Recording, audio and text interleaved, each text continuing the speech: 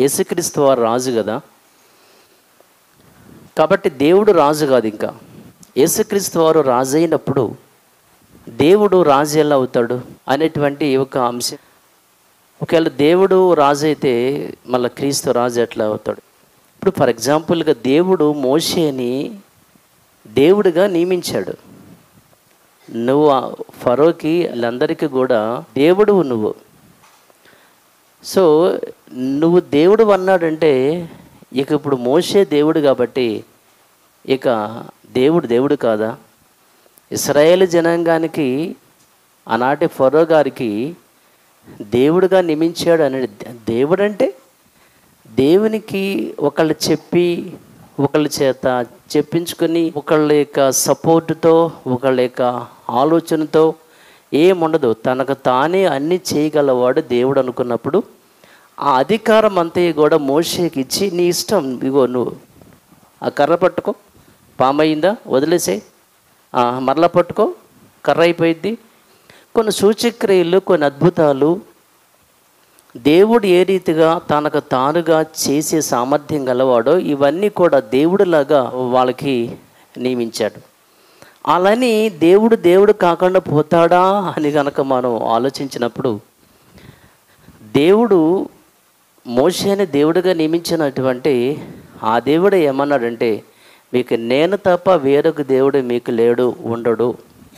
ఇప్పుడు 20వ అధ్యాయం నిర్గమాకాండంలో 20వ అధ్యాయము నిర్గమాకాండం 2వ వాక్యం నుంచి, నీ దేవుడునైన యెహోవాను నేనే. మరి మోషే అని అన్నాడుగా, నీ దేవుడునైన యెహోవాను నేనే దాసుల గృహమైన ఐగుప్తు దేశంలో నుండి నిన్ను వెలుపలకు రప్పించి తిని. అదేంటి? ఇశ్రాయేలు జనాంగాన్ని వెలుపలకు రప్పించింది మోషేనా దేవుడా? మోషే కదా. మోషే పాపం చాలా కష్టపడి ఫరోతో యుద్ధం చేసి అద్భుతాలు సూచక్రియలు చేసి నానా మాటలు పడి ఇంత చేసి మోషే కదా వాళ్ళందరినీ బయటికి రప్పించింది. కానీ దేవుడు ఏమంటున్నాడు? నేను రప్పించానంటున్నాడు. అదే మన వాళ్ళు కొంతమంది ఈ అక్షరార్థంగా తీసుకునేటువంటి విషయాలు కొన్ని ఉంటాయి. నేను దిగి వచ్చి తిని, దేవుడు నడిచాడు, దేవుడు మేఘాలో నుంచి వచ్చాడు, ఆయన తుఫాన్లో నుంచి వచ్చాడు, ఆయన కిందకి దిగాడు. ఇవన్నీ పదాలు చూసి మన వాళ్ళు నిజంగానే దేవుడు భూమి మీదకి వచ్చాడనే భావంలో చాలామంది ఉంటారు. దాని అర్థం చాలామందికి అర్థం కాని విషయంలోనే అయోమయంలో బ్రతుకుతున్నారు చాలామంది. అర్థమవుతుందా? దేవుని ప్రసన్నత, దేవుని మహిమ, దేవుని శక్తి సామర్థ్యం తన దూతల ద్వారా దేవుడు చూపించడం అనేది చాలామందికి తెలియనటువంటి విషయం అది. సరే ఓకే, ఇక్కడ నా ఉద్దేశం మీకు చెప్తాను. దేవుడే తన పిల్లలందరినీ కూడా పరిపాలించాలన్న ఉద్దేశంతో తానే పరిపాలిస్తున్నాడు. ఈ లోపుగా ఇశ్రాయేల్ జనాంగం అందరూ కూడా వచ్చి వాళ్ళు ఏమన్నారంటే, అయ్యా మాకు కూడా సకల లోక మర్యాద చొప్పున మాకు ఒక రాజు కావాలని అడుగుతారు. సరే అని చెప్పేసి దేవుడు సౌలు గారిని రాజుగా నియమిస్తాడు. ఇప్పుడు దేవుడు రాజు, యాక్చువల్గా దేవుడు ప్రభువు. ప్రభు అంటే పరిపాలించే వాళ్ళని ప్రభువులు అంటారు, రాజులు అంటారు. మరి ఇప్పుడు దేవుడు ఏం చేశాడంటే ఒక రాజు నియమించాడు వీళ్ళకి. ఆ రాజుని ఏమన్నారో తెలుసా? మొదటి సమూయేలు గ్రంథం 24వ అధ్యాయము వచ్చిన 6 చూద్దాం. ఇతడు యెహోవా చేత అభిషేకము నొందినవాడు గనుక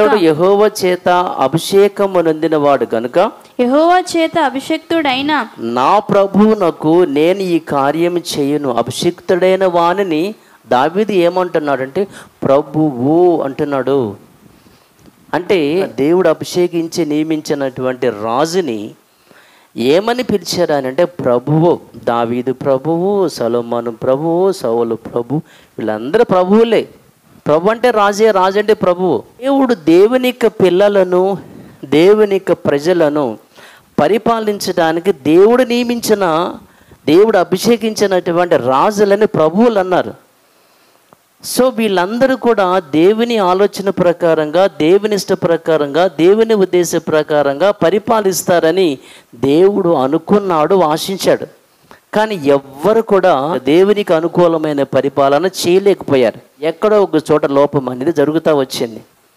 అంటే ఉన్నటువంటి వీళ్ళందరూ సుమారుగా 40 మంది ఈ రాజులందరూ కూడా ఇశ్రాయేలు జనాంగాన్ని, యూదా రాజులను పరిపాలించినటువంటి ఈ రాజులందరూ కూడా దేవుని పిల్లలను పరిపాలించి ఈ రాజులందరూ కూడా దేవుని యొక్క మస్తిష్కం, దేవుని యొక్క మనసు, దేవుని హృదయంలో నుంచి వచ్చిన ఆలోచన బట్టి ఏ రాజు కూడా పరిపాలన చేయలేకపోయాడు.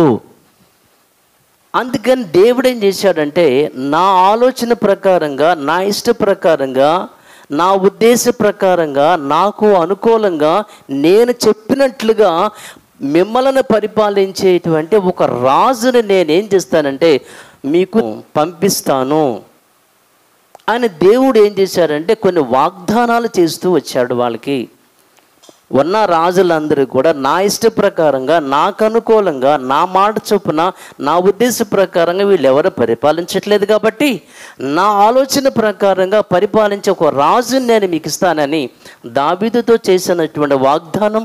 అలాగే యెషయా గ్రంథములోను ప్రవక్తలు వీళ్ళందరూ కూడా రాబోయే మెస్సియా అనగా అభిషిక్తుడు, రాబోయేటువంటి క్రీస్తు, రాబోయేటువంటి రాజు గురించి ప్రవచనాలు చాలానే ఉన్నాయి. దానియేలు గ్రంథంలో కూడా ఎవరి చేతి సహాయం లేకుండా ఉన్నటువంటి ఆ రాయి మహాపర్వతం అయిపోతుంది అనేటువంటి ఇవన్నీ కూడా దేవుడు రాబోయేటువంటి రాజు, ఇశ్రాయేలు జనాంగాన్ని పరిపాలించడానికి రాబోయేటువంటి ఒక రాజుని, ఆ రాజు యొక్క పరిపాలన గురించి, ఆయన పరిపాలన కూడా దావీదు 40 సంవత్సరాలు, సౌలు 40 సంవత్సరాలు, సొలొమోను 40, ఇలా కాదు, సూర్యుడు ఉన్నంత వరకు ఆయన పరిపాలన ఉంటుందని కీర్తన గ్రంథం 89వ అధ్యాయం 35వ వచనములో అతని సంతానము శాశ్వతముగా ఉండుననియు, అతని సింహాసనము సూర్యుడు ఉన్నంత కాలము నా సన్నిధిని ఉండుననియు. యేసుక్రీస్తు వారి యొక్క సింహాసనం, తన పరిపాలన, రాబోయేటువంటి ఆ రాజు, అంటే రాబోయేటువంటి రాజు గురించి మాట్లాడుతూ నేను ఒక మంచి రాజుని నేను మీకు ఇస్తాను, ఆయన వీళ్ళకలాగా 40-50 సంవత్సరాలు కాదు పరిపాలించేది, సూర్యుడు ఉన్నంత వరకు కూడా ఆయన పరిపాలన ఉంటుంది అని చెప్పాడు. అంటే వీళ్ళందరూ కూడా దేవుని ఆలోచన ప్రకారంగా, దేవుని ఇష్ట ప్రకారంగా, దేవుని ఉద్దేశ ప్రకారంగా, దేవుని మాట ప్రకారం ఎవరు పరిపాలించలేదు కాబట్టి నా మాట ప్రకారంగా, నాకు అనుకూలంగా, నా ఇష్ట ప్రకారంగా పరిపాలించే ఒక రాజుని నేను మీకు పంపిస్తానన్నాడు. ఆయనే యేసుక్రీస్తు వారు అన్న సంగతి. ఆయన ఈ లోకానికి దేవుడు అభిషేకించి, దేవుడు ప్రతిష్ఠించి ఈ లోకానికి పంపినట్లుగా యోహాను సువార్త 10వ అధ్యాయం 36వ వచనాన్ని చూద్దాం. తండ్రి ప్రతిష్ఠ చేసి, తండ్రి ప్రతిష్ఠ చేసి ఈ లోకములోనికి పంపిన వానితో, తండ్రి నన్ను ప్రతిష్ఠ చేశాడు, నన్ను తండ్రి అభిషేకించాడు, రాజుగా అభిషేకించి పంపించాడు. లోకసువార్తలో కూడా మనం ఆ విషయాన్ని చాలా చోట్ల మనం వింటాం, దేవుడు నన్ను అభిషేకించాడు అని చెప్పి. అంటే దేవుడు యేసుక్రీస్తు వారిని రాజుగా అభిషేకించి ప్రతిష్ఠ చేసి ఈ లోకానికి పంపించినట్లుగా మనకి అర్థమవుతుంది. వీళ్ళెవరు కూడా దేవుని ఆలోచన ప్రకారంగా, దేవుని ఇష్ట ప్రకారంగా పరిపాలన చేయలేదు కాబట్టి ఆయన ఇష్ట ప్రకారంగా ఆయన పిల్లలను పరిపాలించడానికి దేవుడు ఒక వ్యక్తిని ప్రతిష్ఠ చేసి ఆయనకు అన్ని విషయాలు చెప్పి పంపించాడండి. ఒక మాటలో చెప్పాలంటే పరిపాలన విధానం ఎలా చేయాలో, ఏం చెప్పాలో, ఏం మాట్లాడాలో అవన్నీ చెప్పి పంపించినట్లుగా యేసుక్రీస్తు వారే తానే చెబుతాడు. యోహాను సువార్త 8వ అధ్యాయము 26 వాక్యం ఒకసారి మనం విందాం. మిమ్మును గూర్చి చెప్పుటకును, మిమ్మును గూర్చి చెప్పడానికి, తీర్పు తీర్చుటకును చాలా సంగతులు నాకు కలవగాని నన్ను పంపినవాడు సత్యవంతుడు, నేను ఆయన యొద్ద వినిన సంగతులే లోకమునకు బోధించుచున్నాను. నేను ఆయన యొద్ద ఏదైతే విన్నానో అదే బోధిస్తున్నా. 7వ అధ్యాయం 16 గనక మీరు ఆలోచించినట్లయితే, అందుకు యేసు నేను చేయి బోధ నాది కాదు, నన్ను పంపిన వానిదే. ఎవడైనాను దేవుని చిత్తము చొప్పున నిశ్చయించుకోను ఎడల అసలు ఆ బోధ దేవుడు అంటే ఈయన గురించి కాదు, ఆ బోధ దేవుని వలన కలిగినదో లేక నా అంతట నేనే బోధించుచున్నానో వాడు తెలుసుకుంటాడు. ఎందుకని? నేను ఆయన దగ్గర విన్నాను కదా, నేర్చుకున్నాను. అబ్బాయి, యోహాను సువార్త 8వ అధ్యాయం. అవును యేసు, మీరు మనుష్య కుమారుని పైకెత్తినప్పుడు నేనే ఆయనననియు నా అంతట నేనే ఏమీయో చేయక తండ్రి నాకు నేర్పినట్టు. తండ్రి నాకు నేర్పించాడు, తండ్రి నాకు నేర్పించి పంపించాడు, తండ్రి నాకు చెప్పి పంపించాడు. నేను చేసేటువంటి ఈ బోధ ఉంది, ఈ ప్రసంగాలు ఉన్నాయే, ఇవన్నీ ఇది నాది కాదు అసలు, ఇది తండ్రి బోధ. ఇది ఎవరైతే దేవుని ఇష్ట ప్రకారంగా బ్రతకాలనుకుంటాడో వాడికి ఏం తెలుసు అంటే, యేసుక్రీస్తు వారు తనకు తానుగానే సొంత జ్ఞానంతో బోధిస్తున్నాడా, లేదా దేవుడే అతనికి జ్ఞానం ఇస్తే, దేవుడే చెబితే, దేవుడే ఇస్తే, దేవుడే ఆయనకు నేర్పిస్తే బోధిస్తున్నాడా అనే విషయము ఎవరికి తెలిసిద్దో తెలుసా? దేవుని ఇష్ట ప్రకారంగా బ్రతికే వాళ్ళకి మాత్రమే తెలుస్తుంది తప్ప దేవుని ఇష్ట ప్రకారంగా బ్రతకని వాళ్ళకి వారికి తెలీదు. యేసుక్రీస్తు వారు తండ్రి దగ్గర నేర్చుకున్నాడా? యేసుక్రీస్తు వారు తండ్రి దగ్గర విన్నాడా? లేదంటే ఆయనకు తెలియదట, ఆయన దగ్గర అంత జ్ఞానం లేదట. ఆయనే చెప్పాడయ్యా, ఆయనకున్న జ్ఞానం చెప్పాడయ్యా. ఏమండి, జనాల యొక్క ఆలోచన విధానం, వీళ్ళందరూ కూడా వాక్యానుసారంగా బ్రతకని వారు, దేవుని చిత్తం చేయని వారికి ఇది దేవుడు. ఇప్పుడు యేసుక్రీస్తు వారి యొక్క మాట ఎలా ఉంది అని అంటే, ఈ బోధ నా అంతట నేనే చెబుతున్నానా, లేదంటే తండ్రి వలన కలిగినదా, అంటే దేవుని వలన కలిగినదా? అంటే దేవుడు ఎక్కడున్నాడు? నేను కాదబ్బాయి. మీరు ఇంకోసారి చూడండి, ఆ వాక్యం ఎంత బాగుంటుంది. అది 7వ అధ్యాయం 16వ వచనంలో, అందుకు యేసు నేను చేయు బోధ నాది కాదు, నన్ను పంపిన వానిదే. ఎవడైనాను ఆయన చిత్తము చొప్పున నిశ్చయించుకునేనట్లయితే ఆ బోధ దేవుని, నేను కాదబ్బాయి, దేవుని వలన కలిగినదో లేక నా అంతట నేనే బోధించుచున్నాను వాడికి అర్థమైద్ది. కాదు, యేసుక్రీస్తు వారే బోధించాడు. యేసుక్రీస్తు ఆయన తనంతట తాను జ్ఞానవంతుడు, ఆయనకి అంత జ్ఞానం ఉంది. ఆయన జ్ఞానము అర్థమైందండి, ఆయన జ్ఞానం అయితే యెహోవా వలన కలిగిన జ్ఞానం అది. ఆ విషయం చాలామందికి అర్థం కాని విషయం.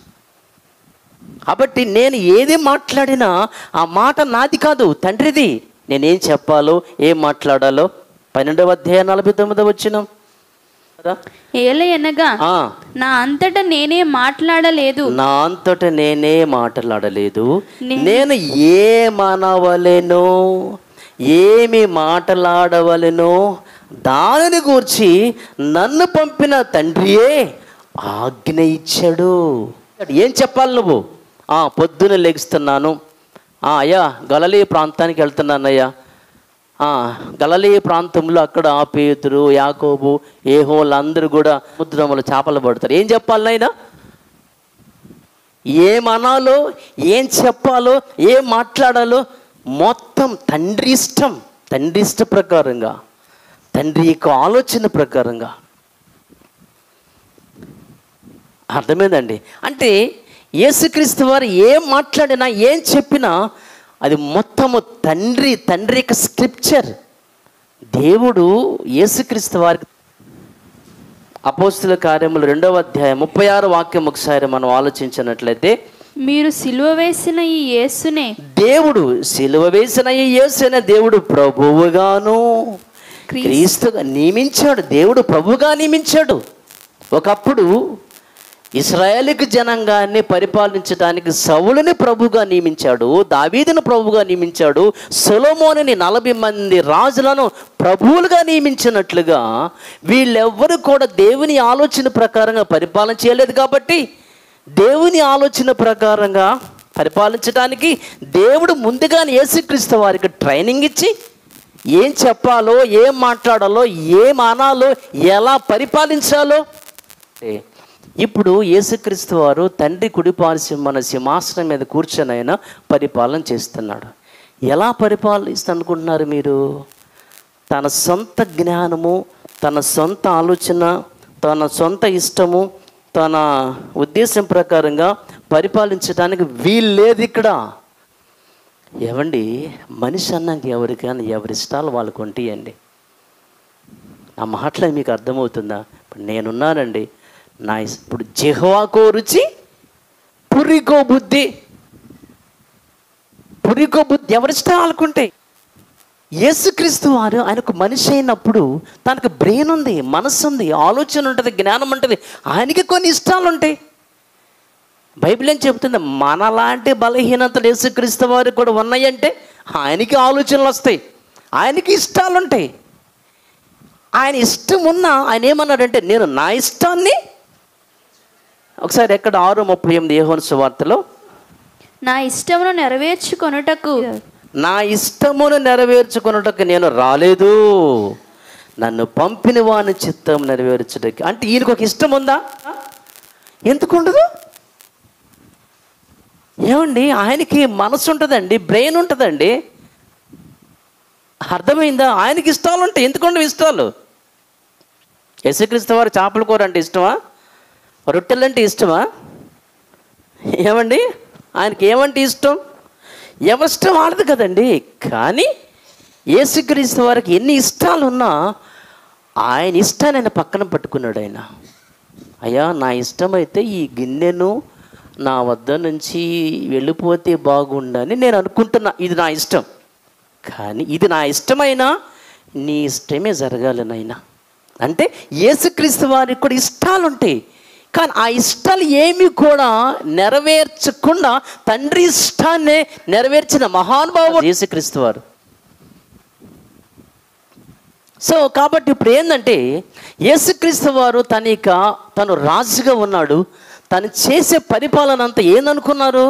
దేవుడు తన ప్రజలను పరిపాలించటానికి ఒక సౌలు, ఒక దావీదు, ఒక సొలొమోనుని ఎలా నియమించాడో అలాగనే వీళ్ళెవరు కూడా దేవుని ఇష్ట ప్రకారంగా పరిపాలించలేదు. కాబట్టి దేవుని ఇష్ట ప్రకారంగా పరిపాలించే ఒక రాజుని దేవుడు పుట్టించాడు.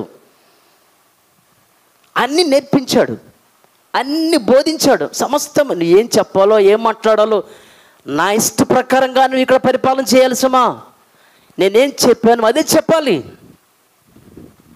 ఇప్పుడు ఈ రోజున తండ్రి కుడిపార్శ్వమున యేసుక్రీస్తు వారు సింహాసనం మీద కూర్చుండి ఆయన పరిపాలన ఎలా చేస్తున్నాడో తెలుసా?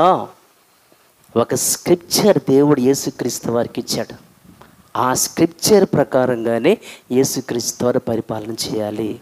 ప్రకటన గ్రంథం 5వ అధ్యాయం కనుక మీరు చూస్తే 1 నుంచి 7 వచనాలు చదవాలి మీకు అర్థం అవటానికి. ప్రకటన గ్రంథము 5వ అధ్యాయము 1 నుంచి 7 వరకు మీరు రాసుకోండి. కానీ మనం ఇప్పుడు 7వ వచనాన్ని చదువుదాం. మొదటి 7 వచనాల సారాంశం ఏంటంటే, తండ్రి కుడి చేతిలో 7 ముద్రలు వేయబడినటువంటి ఒక గ్రంథం ఉందండి.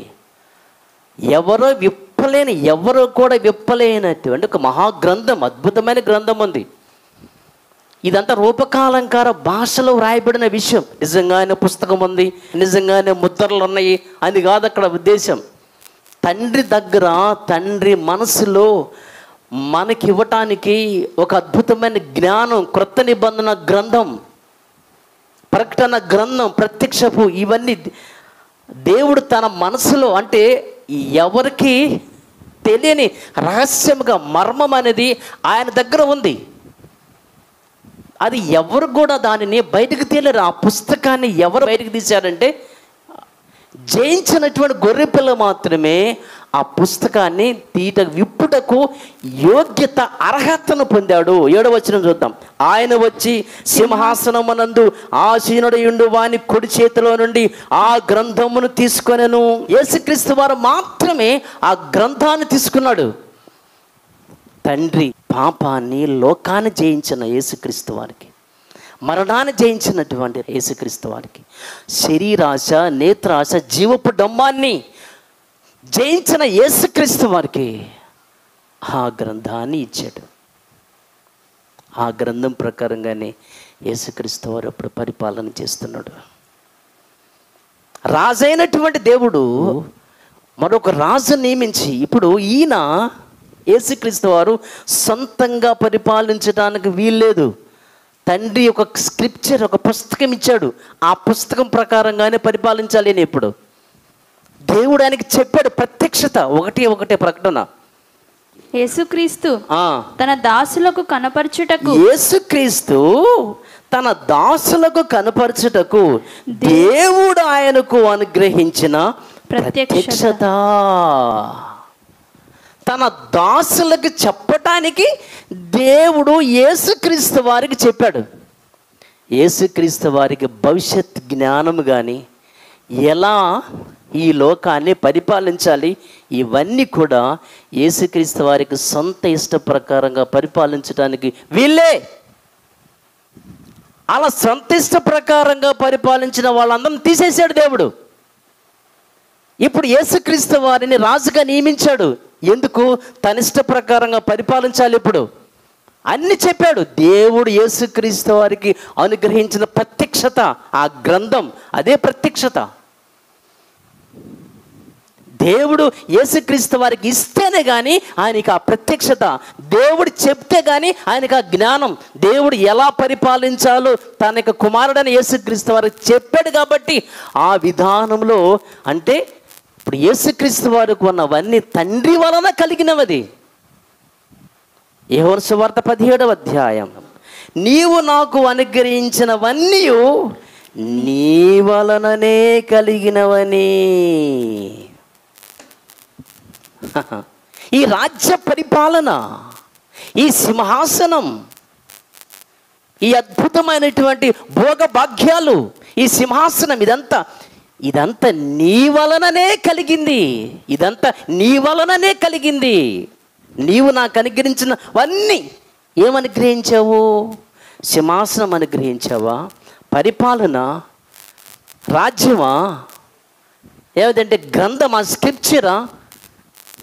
మరి ఎలా పరిపాలించాలో పరిపాలన విధానమా? నీవు నాకు అనుగ్రహించినవన్నీ నీ వలన కలిగినవంటే యేసుక్రీస్తు వారికి ఏమిచ్చినా, తనకి ఏమున్నా, జ్ఞానం ఉందా, బోధ ఉందా, మాటలు ఉన్నాయా, పరిపాలన ఉందా, రాజ్యం ఉందా, నువ్వు ఇవన్నీ నీ వలననే కలిగినవి. తనంతట తాని దగ్గర ఏమి, నా అంతట నేను ఏమి. అరే యేసు ఇంత చెప్పినా కానీ జనాలు, లేదయ్యా అంత తగ్గించుకోబాకయ్యా, నువ్వు అంత తగ్గించుకోవద్దు నాయనా, మేమన్నాగా, నువ్వు దేవుడు అయ్యా, నువ్వు దేవుడు నాయనా. ఏమండి అదేమంటే మన వాళ్ళు అంటారు కొంతమంది, అంటే బయట ఉన్నటువంటి ప్రపంచంలో దేవుడు ఒక్కడే అనేది ఇశ్రాయేలు జనాంగానికి చెప్పాడు, నేను ఒక్కడనే దేవుడినని. కానీ క్రొత్త నిబంధనలో అలా కాదు. యేసు కూడా ఏం తెలియగల వాళ్ళు, ఏం జ్ఞానవంతులు నాయన, మహానుభావులు. ఇర్మియా గ్రంథము 31 వచనములో క్రొత్త నిబంధన ఇస్తానని చెప్పినప్పుడు ఆయన ఏం చెప్పాడు ఒక మాట కనుక మీరు వింటే, ఇర్మియా గ్రంథంలో నుంచి 31వ అధ్యాయం 31వ వాక్యం ఒకసారి మనం ఆలోచించినప్పుడు, దేవుని పిల్లలారా, ఇదిగో నేను ఇశ్రాయేలు వారితోను యూదా వారితోను క్రొత్త నిబంధన చేయు దినములు వచ్చుచున్నవి, ఇదే యెహోవా వాక్కు, అది ఐగుప్తులో నుండి. 34 వరకు చదవాలి. ఆయన క్రొత్త నిబంధన ఇచ్చేటప్పుడు ఏం చెప్పాడు? 34 వచనములో, నేను వారికి అప్పుడు కూడా క్రొత్త నిబంధన ఇచ్చినప్పటికీ కూడా నేను వారికి దేవుడనయ్యుందును, వారు నాకు జనులయ్యుందురు. ఎప్పుడు? ఇదే విషయాన్ని అలా లేపి హెబ్రీ పత్రికలో కోట్ చేశాడు గ్రంథకర్త పౌలు గారు. 8వ అధ్యాయం చూద్దాం. హెబ్రీ పత్రిక 8:8 చూద్దాం. అయితే ఆయన ఆక్షేపించి వారితో ఇలాగు చెప్పుచున్నాడు, ప్రభువు ఇట్లనెను, ఇదిగో ఒక కాలము వచ్చుచున్నది, అప్పటిలో ఇశ్రాయేలు ఇంటి వారితోనూ యూదా ఇంటి వారితోనూ నేను క్రొత్త నిబంధన చేయుదును. అది నేను ఐగుప్తు దేశంలో నుండి వీరి పితరులను వెలుపలికి రప్పించుటకై వారిని చేయి పట్టుకున్న దినమున వారితో నేను చేసిన నిబంధన వంటిది కాదు. ఏమనగా వారు నా నిబంధనలో నిలవలేదు గనుక నేను వారిని అలక్ష్యము చేసి తినని ప్రభువు చెప్పుచున్నాడు. ఆ దినములైన తర్వాత ఇశ్రాయేల్ ఇంటి వారితో నేను చేయబో ఏమండి, నేను క్రొత్త నిబంధన ఇచ్చిన తర్వాత అని చెప్పిన మాట ఏంటంటే, ఇశ్రాయేల్ ఇంటి వారితో నేను చేయబో నిబంధన ఏదనగా వారి మనసులో నా ధర్మ విధులను ఉంచెదను, వారి హృదయముల మీద వాటిని వ్రాయుదును, నేను వారికి దేవుడనై యుందును, వారు నాకు ప్రజలై. ఇప్పుడు క్రొత్త నిబంధన ఇచ్చిన తర్వాత కూడా, క్రొత్త నిబంధనలో కూడా నేనే వారికి దేవుణ్ణి. అంటే పాత నిబంధనలో చెప్పాడు దేవుడు నేను ఒక్కడనేనని, క్రొత్త నిబంధనకు వచ్చేసరికి దేవుడు మారిపోయాడు, యేసుక్రీస్తు వారు దేవుడైపోయాడు.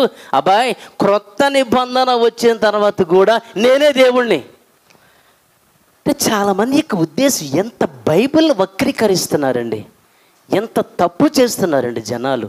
అర్థం కావట్లేదు, అర్థం అవ్వట్లేదు. అంటే ఇశ్రాయేలీలకు మాత్రమే అప్పటి అన్ని జనాంగాన్ని ఉద్దేశించి, అప్పటి విగ్రహాలను ఉద్దేశించి, అప్పటి విగ్రహాలను ఆరాధించే వారిని ఉద్దేశించి దేవుడు చెప్పాల్సి వచ్చింది నేను ఒక్కడనే దేవుణ్ణని.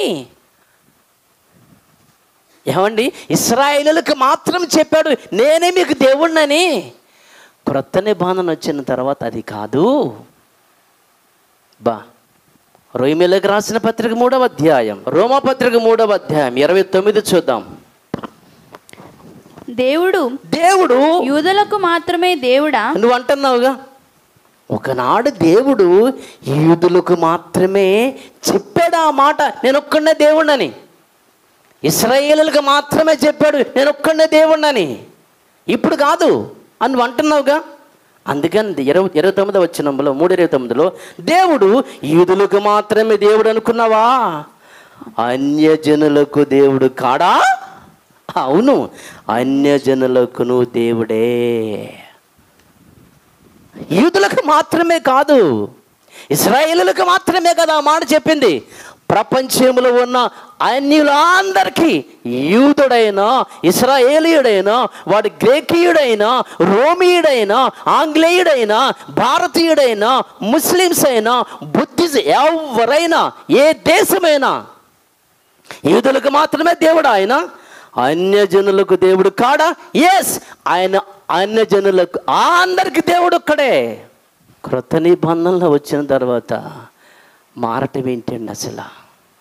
కొరింథీ పత్రికలో పౌలు చెప్తాడు, దేవుడు ఒకసారి అవునని చెప్పి తర్వాత కాదని వాడే కాదు.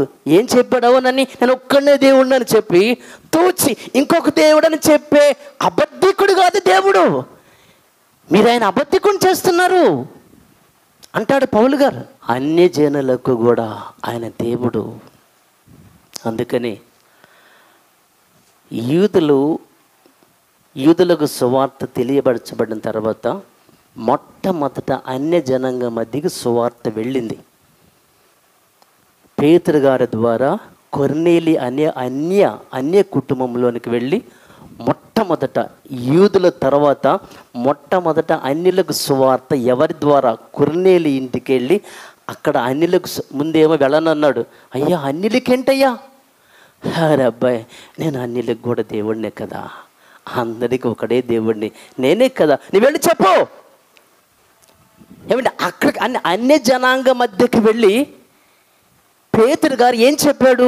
10వ అధ్యాయము అపోస్తుల కార్యములు, దేవుని పిల్లలారా, 10వ అధ్యాయము 36వ వచనంలో యేసుక్రీస్తు అందరికీ దేవుడు, అందరికీ ప్రభు. అలా ఉందా? మరి ఇక్కడ ఏం చెప్తుంది నా బైబిల్లో? యేసుక్రీస్తు అందరికీ, అన్యులకి ఏం చెప్పాలి మనం ఇప్పుడు సువార్త? చాలామంది ఏంటండి అన్ని జనాంగానికి మనం సువార్త ఏం చెప్పాలి? పేతురు గారు అన్ని జనాంగానికి ఏం చెప్పాడు అబ్బాయి? దేవుడు అని చెప్పాడా? ప్రభు అని చెప్పాడా?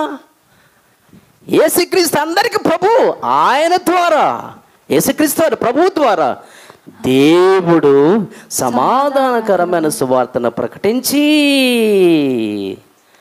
అన్యజనులకు ఏమని సువార్త ప్రకటించాలి? యేసు దేవుడేనా? యేసు ప్రభువేనా? కొరింథీయులు అన్యులండి. 1 కొరింథీ పత్రిక 1వ అధ్యాయము, అన్ని జనులు వీళ్ళు అన్య జనులు వాళ్ళకి పౌలు గారు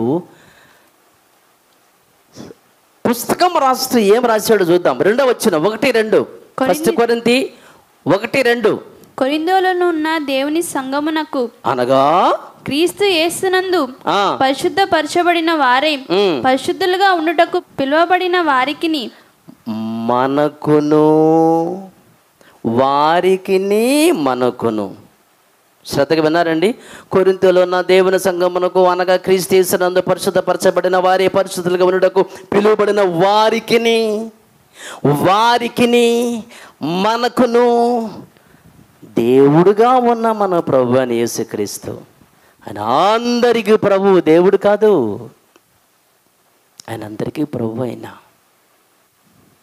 దేవుడు నియమించాడు ఆయన్ని ప్రభువుగా.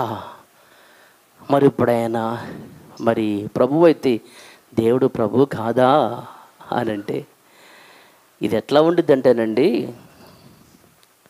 మీకు అర్థమయ్యే భాషలో మీకు చెప్పడానికి బైబిల్ భాషలో కనుక మనం ఆలోచిస్తే, రోమీయులు ఇజ్రాయేల్ దేశాన్ని జయించి ఆక్రమించారు. యూదులందరికీ ఒక రాజుని అపాయింట్ చేశారు. ఎవరైనా? హేరోదు. యేసుక్రీస్తు వారి కాలంలోకి మనం వెళుతున్నాం. అర్థమైందండి? ఈ హేరోదు రాజు నియమించిన వారు ఎవరు? రోమా చక్రవర్తి, కైసర్లు, ఎంపరర్ అంటారు ఇంగ్లీష్లో. చక్రవర్తి ఉన్నాడే, మరి ఆయన ఎవరు? రాజు కాదా? చక్రవర్తి, రాజు అనబడేటువంటి చక్రవర్తి యూదా ప్రాంతానికి రాజుగా అపాయింట్ చేశాడు. ఈ హేరోదు రాజు ఏం చేయాలంటే తన ఇష్ట ప్రకారంగా పరిపాలన కాదు, సో కైసర్ చక్రవర్తి ఏం చెప్పాడో అలా పరిపాలన చేయాలి, నియమించాడు. కాబట్టి ఇప్పుడు హేరోదు రాజుగా ఉన్నంత మాత్రాన కైసరు రాజు కాకుండా పోతాడా?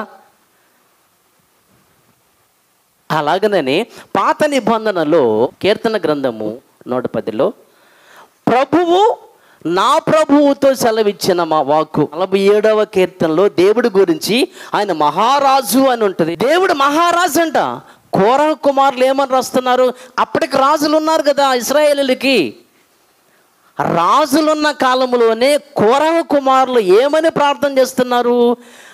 రాజా, మహారాజా. మరి ఈయనెవరు? ఈయన రాజే. ఆ మహారాజు నియమించినటువంటి ఈ రాజు కాలంలో ప్రజలు ఆయన ఏమంటున్నారు? మహారాజు అని అంటున్నారు. ఈయన రాజు అయితే ఆయన రాజు కాకుండా పోతాడా? దావీదు కూడా అంటే ప్రభువు నా ప్రభువుతో, అంటే యేసుక్రీస్తు వారు ప్రభువుగా ఉన్నప్పుడు, అంటే యేసుక్రీస్తు వారు అనబడే రాజుకి, ఈయన రాజుగా, ఈ దేవుడు రాజు కాదా? రాజుగా ఉన్నటువంటి యేసుక్రీస్తు వారికి రాజు మాట్లాడుతున్నాడు. అర్థమైందా? ఈయన రాజుగా దేవుడు అపాయింట్, ఒక రోమా చక్రవర్తి, ఒక రోమా రాజు యూదా ప్రాంతానికి హేరోదు రాజుగా అపాయింట్ చేశాడు. అలాగే ఈ ప్రపంచ చక్రవర్తి అయినటువంటి దేవుడు మనందరి మీద రాజుగా యేసుక్రీస్తు ప్రభువుగా అపాయింట్మెంట్ చేశాడు, నియమించాడు. ఎంతకాలం అంటే కొద్ది కాలమే, క్రీస్తు వచ్చేంత వరకే. కొరింథీ పత్రికలో మనం చూడలేదు, క్రీస్తు వచ్చిన తర్వాత మరలా ఈ పరిపాలన మొత్తం కూడా తండ్రికి అప్పగించేస్తాడనే విషయాన్ని మనం చూస్తాం. యేసు ప్రభువని మనము మన హృదయంలో అంటే ఒప్పుకోవాలండి. అలా మనం ఒప్పుకుంటేనే దేవునికి మహిమ. ఫిలిప్పీలకు రాసిన పత్రిక 2వ అధ్యాయము, ఫిలిప్పీ 2:9-10 ఉన్నాయి కలిసి. అందుచేతను పరలోకమందున్న వారిలో గాని, భూమి మీద ఉన్న వారిలో గాని, భూమి క్రింద ఉన్న వారిలో గాని, ప్రతివాని మోకాలను యేసు నామమున వంగునట్లును, ప్రతివాని నాలుకయు తండ్రి అయిన దేవుని మహిమార్థమై యేసుక్రీస్తును ప్రభువని ఒప్పుకొనున్నట్లును. యేసుని ప్రభువని ఒప్పుకుంటే దేవునికి మహిమంట. యేసుని దేవుడిగా ఒప్పుకోవడం కాదు, ప్రభువుగా ఒప్పుకుంటే దేవునికి మహిమ. అంటే అంటే ఏంటి, అర్థం ఏంటి? ఏమండి, మహిమ అంటే కొంతమంది అనుకుంటున్నారు మహిమ అంటే ఆరాధించటం అని. మహిమపరిచేవాడు తండ్రిని కూడా మహిమపరుస్తాడు. మహిమపరచటం అంటే ఆరాధించటం అని అర్థం. యేసుక్రీస్తు వారిని మహిమపరచమని ఉంది కాబట్టి దాని అర్థం ఆరాధించమని మీ అర్థం. సరే, అలా అనుకుంటే ఇది ఎక్కడ ఉండండి, యోహాను సువార్త 17వ అధ్యాయానికి వెళదాం. యోహాను సువార్త 17వ అధ్యాయము 2వ వాక్యాన్ని చూద్దాం. నీ కుమారుడు నిన్ను మహిమపరచునట్లు నీ కుమారుని మహిమపరచుము. మహిమపరచడం అంటే ఆరాధన అనుకుంటున్నావుగా నువ్వు. ఇప్పుడు యేసుక్రీస్తు వారి తండ్రిని ఏమని అడుగుతున్నాడు? నాయనా, నేను నిన్ను ఆరాధించినట్లుగా నువ్వు కూడా నన్ను ఆరాధించయ్యా. మరి అంతేగా, అర్థమైందండి. ఇప్పుడు దేవుడు యేసుక్రీస్తు వారు ఏం చేయాలి? ఆరాధనా నా కుమారుడు యేసుక్రీస్తుకే. ఏది దేవుడు? దేవుడు యేసుక్రీస్తు వారిని ఇప్పుడు ఏం చేయాలా? మరి అంతే. ఇక్కడ యేసుక్రీస్తు ఏమంటున్నాడు? అయ్యా, నేను నిన్ను ఆరాధించినట్లుగా నువ్వు కూడా నన్ను ఆరాధించయ్యా. మహిమపరచటం అంటే ఆరాధించటం అనుకున్నారా? అంటే ఇప్పుడు యేసుక్రీస్తు వారి యొక్క ఉద్దేశం ఏంటి? అయ్యా, నేను నిన్ను ఆరాధించానుగా, నువ్వు నన్ను ఆరాధించు. నేను నిన్ను మహిమపరిచినట్లుగా నువ్వు నన్ను మహిమపరచడం అంటే అర్థం ఏంటి? ఇది అర్థం కాకే యేసుని మహిమపరచాలంటే ఆరాధించడం అని అర్థం. ఇప్పుడు ఫర్ ఎగ్జాంపుల్ అండి, వాది యేసుక్రీస్తు వారిని పైకి తీసుకుని వెళ్ళి ఈ లోక రాజ్య మహిమను ఆయనకు చూపించి. మహిమ అంటే ఏంది? మహిమను చూపించడం ఏంటి? దేవుని పిల్లలారా, వాటి యొక్క గొప్పతనం, ఆ యొక్క భాగ్యం, ఆ ఘనత, ఆ గౌరవం. ఇప్పుడు యేసుక్రీస్తు వారు నన్ను గణపరిస్తే తండ్రిని గణపరచినట్లు అంటే అర్థం ఏంటంటే, నన్ను ఒప్పుకుంటే, నన్ను మీరు గౌరవిస్తే, నాకు మీరు రెస్పెక్ట్ ఇస్తే, నా మాట మీరు వింటే, నన్ను పంపించిన వాణిని మీరు గౌరవించినట్లు, ఆయనకి మీరు రెస్పెక్ట్ ఇచ్చినట్లు అని అర్థం. తండ్రి పంపించాడని మీరు కనుక అంగీకరిస్తే, నా మాట వింటే, నా మాటకు లోపడితే, నాకు మీరు విలువిస్తే, తండ్రికి, నన్ను పంపించిన వానికి మీరు విలువిచ్చినట్లు. ఎందుకని? నన్ను పంపించింది ఆయనే కదా. దేవుడు నన్ను పంపించాడని మీరు నమ్మాలి. తండ్రికి ఆయన ప్రార్థించలేదు, మొన్న చెప్పాను కదా, అయ్యా జనాలు నమ్మట్లేదయ్యా నన్ను. యేసు ప్రార్థించలేదు కాబట్టి, నన్ను నమ్మట్లేదు కాబట్టి, నన్ను గనక నమ్మితే, మీరు నన్ను గనక గౌరవిస్తే, నన్ను పంపిన వాణిని మీరు మహిమపరిచినట్లు, గణపరిచినట్లు, ఆయనకి మీరు గౌరవించినట్లు అని అర్థం. ఇది మీకు అర్థం అవ్వట్లేదు చాలామందికి. అదే విషయాన్ని ఫిలిప్పీ 2వ అధ్యాయము 11, ప్రతి వాని నాలుకయు తండ్రి అయిన దేవుని మహిమార్థమై. యేసుక్రీ అంటే నువ్వు గనక యేసును ప్రభువుగా ఒప్పుకుంటే, రాజుగా ఒప్పుకుంటే, ఎందుకని? నన్ను నియమించిన దేవుడు కదా, అప్పుడు దేవునికి మహిమ కలుగుతుంది. ఇప్పుడు ఫర్ ఎగ్జాంపుల్గా ఏమండి, ఈ పిల్లల యూత్ అందరికి కూడా నేను ఏం చేశానంటే, లక్ష్మీనారాయణని టీమ్ లీడర్గా పెట్టాను. ఇప్పుడు నాని కానీ ఉన్నటువంటి ఈ బన్ను, చిన్ను, చుంటు, వీళ్ళందరూ సహజందరూ కూడా లక్ష్మీనారాయణ మాట వింటే, లక్ష్మీనారాయణకు లోబడితే, ఆయనకి గౌరవిస్తే, ఎవరిని గౌరవించినట్లు, ఎవరికి రెస్పెక్ట్ ఇచ్చినట్లు, ఎవరిని మహిమపరిచినట్లు, ఎవరిని గౌరవించినట్లు? అతన్ని నియమించిన అది అర్థం. ఏవిని మహిమార్థమై యేసుక్రీస్తు ప్రభువని ఒప్పుకోవాలి. యేసుక్రీస్తు వారిని ప్రభువుగా ఒప్పుకుంటే మనకి తండ్రికి మహిమ, తండ్రిని కనపరిచినట్లు, తండ్రిని గౌరవించినట్లు. ఎందుకని? నియమించింది ఆయనేగా. రాజుగా మనం ఒప్పుకుంటే ఆయన్ని, తండ్రికి మనం విలువిచ్చినట్లు. తండ్రిని మనము మహింపరిచినట్లు. ఆరాధన వేరు, గణపరచటం వేరు. ఆరాధన వేరు, పొగట్టం వేరు. కాబట్టి దేవుని పిల్లలారా, మనందరికి రక్షణ రావాలంటే యేసుక్రీస్తు వారిని దేవుడిగా కాదు, ప్రభువుగా ఒప్పుకోవాలి. రోమ 10వ అధ్యాయము, రోమపత్రిక 10వ అధ్యాయము 9లో అదేమనగా, యేసు ప్రభువని నీ నోటితో ఒప్పుకొని దేవుడు మృతులలో నుండి ఆయనను లేపెనని నీ హృదయం అందు విశ్వసించిన ఎడల నీవు రక్షణ పొందేనండి. బాప్తిసం పొందా, రక్షణ పొందా. ఏమని నమ్మావు? ఏమని నమ్మి రక్షణ పొందావు? యేసు దేవుడని. యేసు దేవుడని నమ్మి ఒప్పుకుంటే నీకు రక్షణ రాదు. చాలామంది సంఘాలు చూడండి, ఎవరైనా కనిపిస్తే, సిస్టర్ మీరు రక్షణ పొందారా, మీరు రక్షణ పొందారా, బాప్తిసం పొందారా, రక్షణ పొందారా, ఇదే భజన. వాళ్ళు ఎవ్వరు రక్షణ పొందలా. ఎందుకంటే రక్షణ పొందాలంటే యేసు దేవుడని ఒప్పుకోవడం కాదు, ప్రభు అని ఒప్పుకుంటేనే రక్షణ. నీవు దేవుడు అనుకుని బాప్తిసం పొందావు అనుకో, నువ్వు మరలా బాప్తిసం పొందాలి. మరి అర్థం అవ్వట్లేదండి జనాలకి బైబిల్. మనిషికి రక్షణ ఎలా వస్తుందంట? యేసు దేవుడని ఒప్పుకుంటే కాదు రక్షణ వచ్చేది, ప్రభు అని ఒప్పుకుంటేనే రక్షణ వస్తుంది. మన మనస్సులో మనం యేసుక్రీస్తు వారిని కొంచెం మన దేవుడు అనుకున్న రక్షణ లేదు మనకి. హృదయములో యేసుక్రీస్తు వారిని మనం ప్రభువుగా ప్రతిష్ఠించుకోవాలా, దేవుడిగా ప్రతిష్ఠించుకోవాలా. 1 పేతురు పత్రిక 3వ అధ్యాయము 15 చూద్దాం. నిర్మలమైన మనస్సాక్షి కలిగిన వారై మీలో ఉన్న నిరీక్షణను గూర్చి మిమ్మును హేతువడుగు ప్రతివానికిని సాత్వికముతోను భయముతోను సమాధానము చెప్పుటకు ఎల్లప్పుడూ సిద్ధముగా ఉండి మీ హృదయముల యందు క్రీస్తును దేవునిగా ప్రతిష్ఠించుకోండి. నేనే తప్పు చదివానా? హృదయంలో యేసుక్రీస్తు వారిని దేవుడిగా ప్రతిష్ఠించుకుంటే రక్షణ రాదు మనకి. ప్రభువుగా మనం ప్రతిష్ఠించుకోవాలి, ప్రభువుగా మనం ఒప్పుకోవాలి.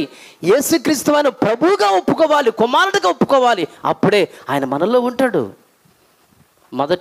తర్వాత చూడండి, 1 యోహాను పత్రిక 4:15 యేసుక్రీస్తు వారిని దేవుని కుమారుడిగా ఒప్పుకుంటేనే ఆయన మీలో ఉంటాడు, మీరు ఆయనలో ఉంటారు. లేకపోతే మీరు దేవుడు అనుకున్నారు అనుకోండి, ఆయన మీలో ఉండడు, మీరు ఆయనలో ఉండరు. కుమారుడు అని మీరు ఒప్పుకుంటేనే ఆయన మీలో ఉంటాడు, మీరు ఆయనలో ఉన్నట్టు. దేవుని పిల్లలారా, ఆలోచిద్దామండి. దేవుడు ఒక్కడేనండి. అనవసరంగా మనం ఏమండి అపోస్తల గురించి ఆలోచన చేస్తే, అపోస్తలలే మనందరికి మాదిరి అనుకుంటే, అపోస్తల యొక్క బోధలో మనం ఉండాలనుకుంటే, అపోస్తలు ఏమని బోధించారు? యేసుక్రీస్తు వారని ఆయన్ని ప్రభువుగా బోధించారా, దేవుడిగా బోధించారా? 2 కొరింథీ పత్రిక 4వ అధ్యాయము 4వ వాక్యాన్ని చూద్దాం ఒకసారి. దేవుని స్వరూపి అయి ఉన్న క్రీస్తు మహిమను కనుపరచు సువార్త ప్రకాశము వారికి ప్రకాశింపకుండా నిమిత్తము ఈ యుగ సంబంధమైన దేవత అవిశ్వాసులైన వారి మనోనేత్రములకు గుడ్డితనము కలుగజేశాను. అంధకారములో నుండి వెలుగు ప్రకాశించునుగాక అని పలికిన దేవుడే తన మహిమను గూర్చిన జ్ఞానము యేసుక్రీస్తునందు వెల్లడపరచుటకు మా హృదయములలో ప్రకాశించాను. ఇప్పుడు ఏనండి, గనుక మేము మమ్మను గూర్చి ప్రకటించుకున్నట్లేదు, కానీ క్రీస్తు యేసును గూర్చి ఆయన దేవుడనియు ప్రభువనియు ఆయన ప్రభువనియు మమ్మను గూర్చి యేసు నిమిత్తము మేము మీ పరిచారకులమనియు ప్రకటించుచున్నాము. ఏమని ప్రకటించారు అపోస్తలులు?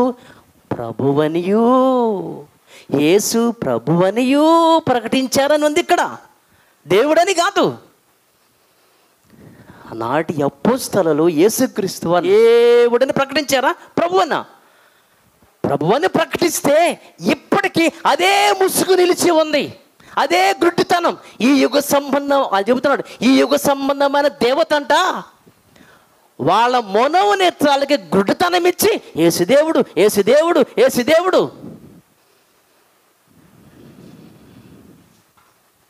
వారి మనోనేత్రాలకి గుడ్డితనం. మేము ఏం ప్రకటిస్తున్నామయ్యా? ఆయన్ని ప్రభువని దేవుడని కాదు.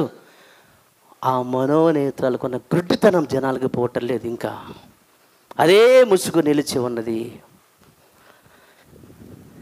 దేవుని పిల్లలారా, నా మాటల యొక్క ఉద్దేశం మీకు అర్థం అవ్వాలి.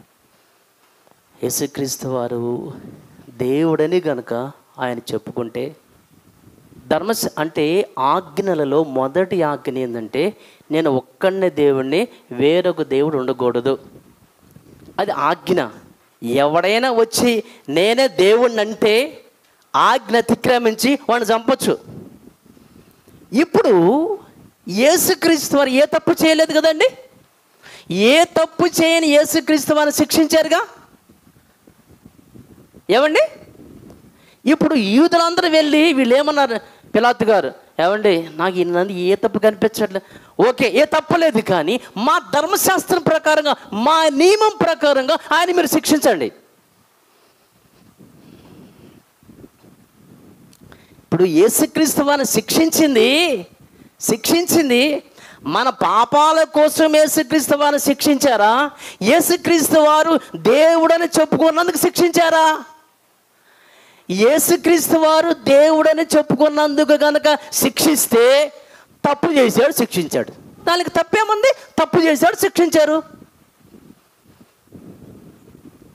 దేవుడని చెప్పుకున్నాడు కాబట్టి శిక్షించారు. తప్పు చేశాడు శిక్షించారు. ఏది తప్పు? దేవుడని చెప్పుకోవడం తప్పు. తప్పు చేశాడు శిక్షించారు. ఇంకేముంది? ఇక మన పాపాల కోసం ఆయన శిక్షించబడలేదు. ఇది కూడా తెలియదండి జనాలకి. రక్షణ ఎలా పొందుతున్నాం మనమందరం కూడా? యేసుక్రీస్తు వారిని కూడా దేవుడు అన్నావంటే, దేవుడని చెప్పాడు పూర్ణ హృదయంతో, పూర్ణ మనస్సుతో నీవు నన్ను ఆరాధించాలంటే. ఇప్పుడు ఎలా ఆరాధిస్తావు? ఇప్పుడు సగమేం యేసుక్రీస్తు వారు దేవుడు అంటున్నావుగా, యేసుక్రీస్తు కూడా దేవుడు అంటున్నావుగా. 50-50. ఎప్పుడు దేవా నీకు సగం ఆరాధన, యేసుక్రీస్తు నీకు సగం ఆరాధన. పూర్ణ హృదయంతో దేవుని మనం ఆరాధించాలని బైబిల్ ఉంటే, నువ్వు ఆజ్ఞాతిక్రమించి పాపం చేస్తున్నావు, ఇంకొక దేవుడిని పెట్టి. ఎందుకు? సగం ఆయనకి సగం ఈయనకి. తప్పు కదండి. కొంతమంది అయితే ఈయనే దేవుడు, ఆయనే వచ్చాడు, ఆయనే దేవుడు. దేవుని పిల్లలారా, ఒకప్పుడండి ఇశ్రాయేలీలండి దేవుడిని మర్చిపోయారండి. ఇశ్రాయేలీలు దేవుడిని మర్చిపోయారు. మర్చిపోతే దేవుడు ఎవరో వాళ్ళకి గుర్తు చేద్దామని దేవుడు ఏం చేశారంటే, తన కుమారుని లోకానికి పంపించాడు, నన్ను గుర్తు చేయరా నాయనని. మర్చిపోయారుగా. 1:18 యోహాను సువార్తలో ఉన్నవి, తండ్రి రొమ్మనున్న అద్వితీయ కుమారుడే ఈ లోకానికి యేసుక్రీస్తు వారు బయలుపరిచాడు. దేవుణ్ణి మరిచిపోయిన ఇశ్రాయేలులకు నన్ను గుర్తు చేయమని దేవుడు యేసుక్రీస్తు వారిని పంపిస్తే, ఇప్పుడు వచ్చినటువంటి యేసుక్రీస్తు వారు తండ్రిని గుర్తు చేస్తూ వచ్చాడు. అయ్యా తండ్రి ఎవరు, ఎక్కడ ఉంటాడు, ఏం చేస్తా, ఇవన్నీ గుర్తు చేస్తూ వచ్చాడు. చేసి ప్రాణం పెట్టాడు. అయ్యా నువ్వు ప్రాణం పెట్టావుగా, నువ్వే మాకు దేవుడివి. ఇంకా అప్పుడు దేవుణ్ణి మర్చిపోయారు. ఇప్పుడు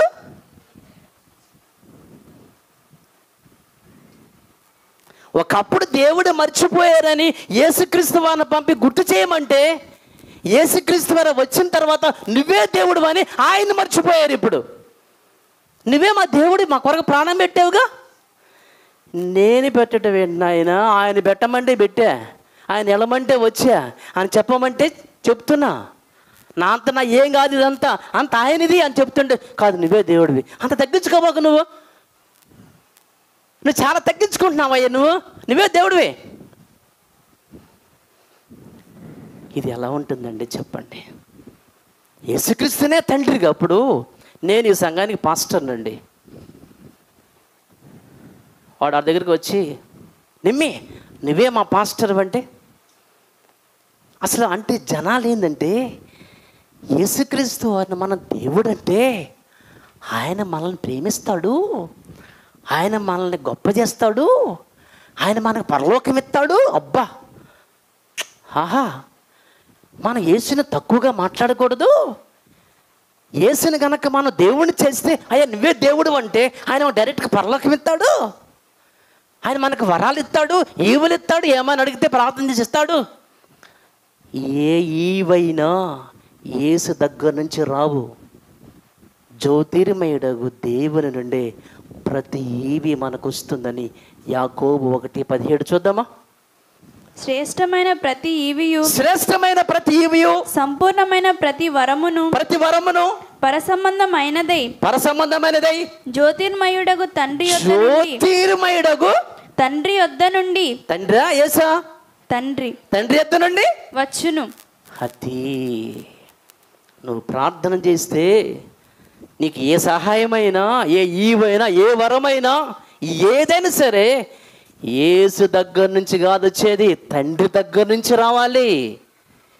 యేసు సిఫారసు చేస్తాడు నీ కోసం, అంతే. నైనా ఇదిగో అయ్యా నీ బిడ్డ రాజుబాబు, కొంచెం ఆయన, నేను నిన్న చెప్పాను కదండి, నెల రోజుల్లో పైనుంచి నా కూతురు కోసం నేను ప్రార్థన చేస్తూ వచ్చాను. నేను ఆ పిల్ల ఎప్పుడో నన్ను బాప్తిసం ఇమ్మని అడిగింది, నేనేం బాప్తిసం ఇవ్వలేదు. ఒకవేళ బస్ యాక్సిడెంట్లు కనుక ఆ పిల్ల చనిపోతే ముందుకు పడి ఏదైనా జరగదు. ఎందుకనంటేనండి, నేను మీకు ఒకటే చెప్తా, మనమందరం ఏ రోజుకి ఆ రోజు ఇదే నాకు చివరి రాత్రి అనుకుని పండుకోండి. ఏ రోజుకి ఆ రోజు మీరండి, ఈరోజు నాదండి, నేను ఈరోజు ఏమైనా తప్పు చేశానా, నా మాటల్లో ఏమైనా తప్పు జరిగిందా, నా క్రియలు ఏమైనా నేను తప్పు చేశానా, నా మనసులో నేను ఏమైనా తప్పు చేశానా, నేను ఎవరి గురించి అయినా తప్పుగా నేను మాట్లాడుకున్నానా, ప్రతి క్షణం మనము పరీక్షించుకుని, ఏమో ఈ క్షణంలో కనుక నేను పోతే, ఏ రోజుకి ఆ రోజు మీరందరూ ఏమో సాయంత్రం పోతానేమో, రేపు పోతానేమో, నాకు తెలియదు కదా. ఎవరిని చెప్తామండి, నా కూతురు కోసం అలాగే నాయన 31 వరకు కాపాడయ్యా నా కూతుర్ని, నీ బిడ్డగా అడుగుతున్నా, ఆ తర్వాత మీ ఇష్టం. ఎందుకని నా కూతురు పరలోకి వెళ్ళాలి, ఎప్పుడో బాప్తిసం ఏమైనా ఇవ్వలేదు, నాదే తప్పు. మరి అది ఎమర్జెన్సీ బాప్తిసం అంటే లేట్ చేయకూడదు కదా. కానీ నేనే 31 అన్నాను, నా కూతురిని కాపాడయ్యా. అప్పుడు యేసుక్రీస్తు వారు తండ్రికి సిఫారసు, తండ్రి అడుగుతున్నాడుగా నా పక్షాన నా యేసు నా రక్షకుడు తండ్రికి విజ్ఞాపన అయ్యా అడుగుతున్నాడుగా, కొంచెం ఆయనకి సహాయం చేయండి. యేసు మన కొరకు ప్రధాన యాజకుడుగా సిఫారసు చేస్తాడు తప్ప ఆయన దగ్గర నుంచి ఏమి రాదు మనకి.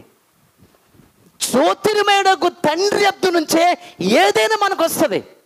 అందుకే మీరు తండ్రికి ప్రార్థించమని చెప్పాడు యేసుక్రీస్తు వారు. తెలియదండి, బైబిల్ అర్థం కాదు, చెప్పిన అర్థం కాదు. ఎందుకంటే యుగ సంబంధమైన దేవత గుడ్డితనం చిన్నప్పటి నుంచి అండి మనకి యేసు దేవుడు యేసు దేవుడు యేసు దేవుడు అని నరనరాల్లో జీర్ణించుకుపోయింది, రక్త కణాలు జీర్ణించుకుపోయింది. ఇప్పుడు కాదని ఒప్పుకోవట్లేదు, నువ్వు తప్పు చెబుతున్నావు. యేసు దేవుడు అంటే కరెక్టా నీ దృష్టిలో? తప్పండి. యేసు దేవుడు అని అన్నవాళ్ళ గురించి ఎలాంటి పరిస్థితి మీకు అసలు అర్థమవట్లేదు. ఆజ్ఞ అతిక్రమించి పాపం చేసిన వాళ్ళే ఒకే దేవుడు కాబట్టి రక్షణ మనకి కావాలంటే యేసు దేవుడని కాదు, ప్రభు అని ఒప్పుకోవాలి. 1 కొరింథీ పత్రికలో నుంచి 12వ అధ్యాయం 3 చూద్దాం. ఇందుచేత దేవుని ఆత్మ వలన మాట్లాడువాడెవడును యేసు శాపగ్రస్తుడని చెప్పడనియు. ఏనండి, ఆగండి. ఇక్కడ పరిశుద్ధాత్మ వలన తప్ప ఎవడును యేసు దేవుడని చెప్పలేడనియు.